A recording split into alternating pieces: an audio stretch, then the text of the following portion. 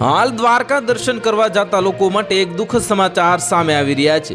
રાજ્યમાં સતત વધી રહેલા જે અકસ્માતોના બનાવો વચ્ચે લીંબડી અમદાવાદ હાઈવે પર પ્રવાસે જઈ રહેલા વિદ્યાર્થીઓની ખાનગી બસને અકસ્માત નડ્યો છે, જેમાં 9 શિક્ષક અને 2 વિદ્યાર્થીઓની નાની મોટી ઇજાઓ થવા પહોંચી હતી અને સદનસીબે કોઈ જાનહાનિ સર્જાઈ નથી।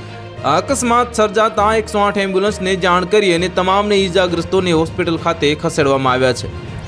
प्राप्त माहिती अनुसार લીંબડી અમદાવાદ હાઈવે पर विद्यार्थियों भरेली खानगी बस और डंपर वच्चे भयंकर अकस्मात सर्जायो हतो। લીંબડીથી દ્વારકા प्रवासे जई रहेली खानगी ट्रावेल्स ने ચોરણિયા नजीक अकस्मात नड्यो हतो। आ बसमां 57 जेटला बाळको हता અને આ અકસ્માતમાં 9 શિક્ષકો અને 2 વિદ્યાર્થીઓને ઈજા પહોંચી હતી।